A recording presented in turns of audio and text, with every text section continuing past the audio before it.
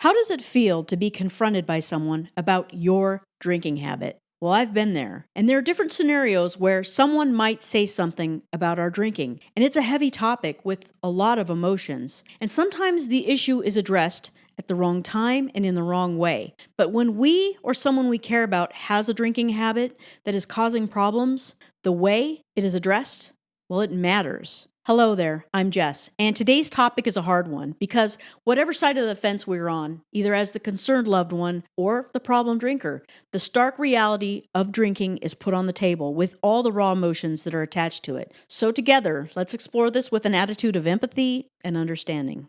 Now, as we've been discussing in this series, drinking habits are very personal, and it comes down to how an individual is affected by stress and how they process emotions. And there's so many factors that determine this for each individual.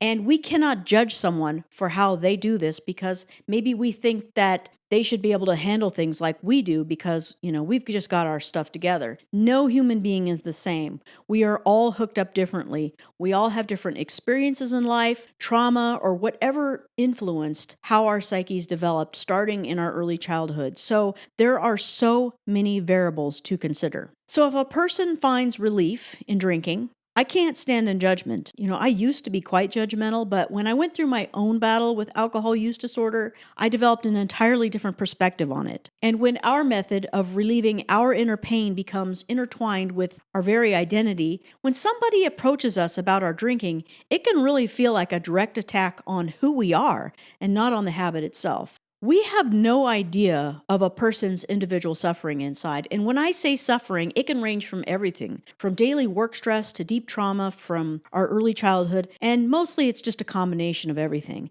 And every person is different, and everybody wants to feel better when things get overwhelming. Being confronted about your means, about finding relief from all that stuff inside, well, it hurts, and it almost feels like that person just doesn't understand you, that they are minimizing and discounting what we're going through in our lives. How dare you judge me? I have a right to deal with my pain the way I choose to. They just have no idea what I'm going through. The range of emotions about our drinking can be broad. One moment we may justify our method of feeling better, and the next we might find ourselves on the infamous shame train.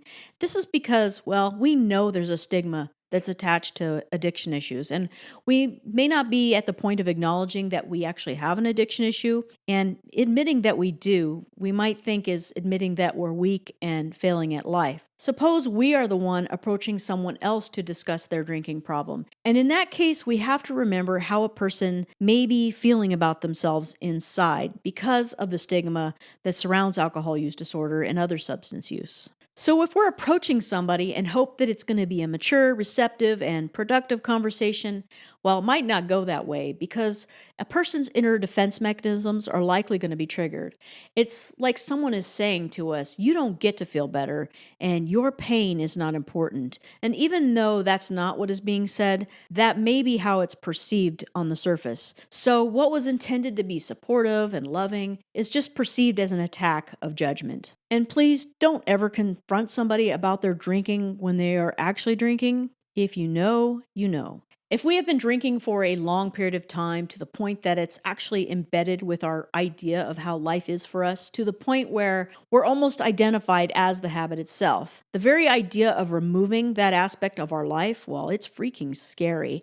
And we can't even imagine a life where we would actually have to feel things. That's how embedded it is, like claws that can't let go. That's why we have arranged our lives in such a way that we will always have access to alcohol, no matter what that entails. It's like our survival mechanism, or so we think. When someone confronts us about our drinking, they are suggesting that we give up what we perceive as our lifeline. Now, for a person who has a problem with drinking, the true extent of that issue might not really be evident to everyone. And in a culture that encourages drinking, the average normie or normal drinker may not know that their friend is actually going home and drinking to the point of blackout, something that I did regularly. And there's also a tendency to justify our heavy alcohol use because alcohol is just so accepted in society. And until the writing is on the wall that your drinking is not like other people's drinking, you might try to justify it. And if you are a normie confronting someone, they might just throw it in your face. How dare you judge me? You drink too. Or some other fault of yours might be highlighted. Just something to be prepared for. There is often a lack of rationality in these conversations. There is no way to really know how a person will respond when confronted about their alcohol use. Hopefully, they will be receptive. The issues, they go very deep, and we should never make assumptions about how a person should deal with what is happening inside of them.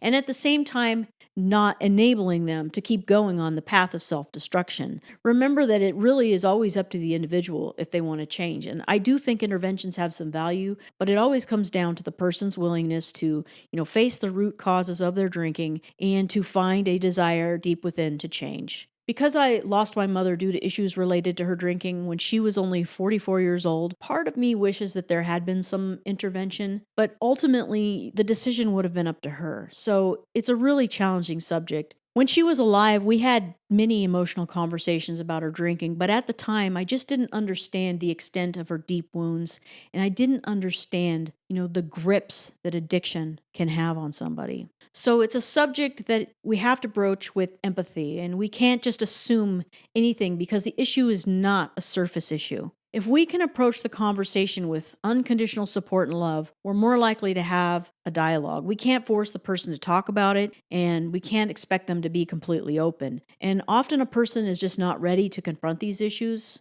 even to themselves.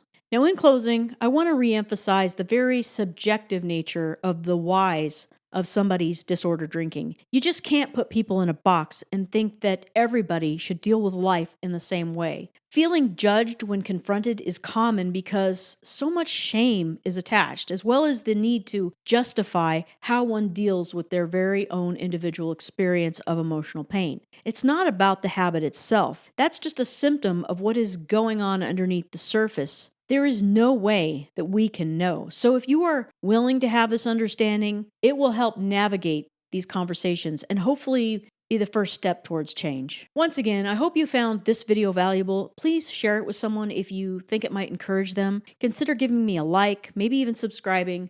This tells YouTube to get this message out to others. A lot of new channels, they don't, get pushed out to people's homepages like more established channels do. So I really do appreciate you. And please leave me some positive feedback below. Thank you for watching, and I will see you next time.